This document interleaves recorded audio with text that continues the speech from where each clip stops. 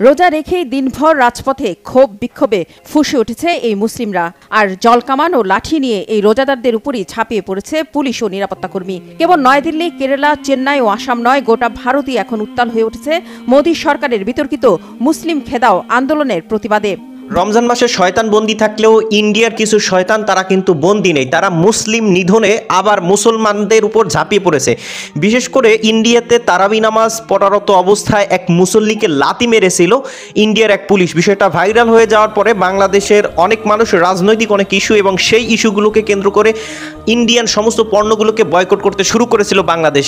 এবং এই বাংলাদেশের বয়কট দেখে এবার ইন্ডিয়ায় মুসলিম নিধন অর্থাৎ মুসলমানদেরকে ইন্ডিয়া থেকে বের করে দেবে সেই অভিযান চালাচ্ছে এবং মুসলমানরাও কিন্তু রাজপথে জলকামান এবং গুলির সামনে নিজেদের বুক পেতে দিয়ে সেটার প্রতিহত করতেছে এবং মোদির স্পষ্ট জবাব দিচ্ছে। চলুন ইন্ডিয়ার রাজপথে কি হচ্ছে মুসলমানদের সাথে সেটা একটু দেখে আসি। রোজা রেখেই দিনভর রাজপথে ক্ষোভ বিক্ষোভে ফুঁসে উঠেছে এই মুসলিমরা। আর জলকামান ও লাঠি নিয়ে এই রোজাদারদের উপরই ঝাঁপিয়ে পড়েছে পুলিশ ও নিরাপত্তা। নয়াদিল্লি, কেরালা, চেন্নাই ও আসাম নয়, গোটা ভারতই এখন উত্তাল হয়ে উঠেছে মোদী সরকারের বিতর্কিত মুসলিম খেদাও আন্দোলনের প্রতিবাদে। ভারতের মানবাধিকার কর্মী, বিশিষ্টজন আর বিরোধী রাজনীতিবিদদের অভিযোগ, বিশ্বের তৃতীয় বৃহত্তম মুসলিম জনসংখ্যার দেশ ভারতে পবিত্র রমজান মাসে এই আইন কার্যকরের মধ্য দিয়ে দেশটির ২০ কোটি মুসলিম নাগরিকের সাথে অন্যায় করা হচ্ছে। কেন এই আইন এতটা বিতর্কিত? নতুন করে এই বিক্ষোভের শুরু সোমবার। এদিন সন্ধ্যায় বহুল বিতর্কিত সংশোধিত নাগরিকত্ব আইন সিএএ কার্যকরের ঘোষণা দেয় মোদী সরকার। বাংলাদেশ, পাকিস্তান ও আফগানিস্তান থেকে যাওয়া হিন্দু, শিখ, বৌদ্ধ, জৈন, পার্সি, খ্রিস্টান এই ৬ ধর্মের অনুসারীরা ভারতের নাগরিকত্ব পাওয়ার আবেদন করতে পারবে।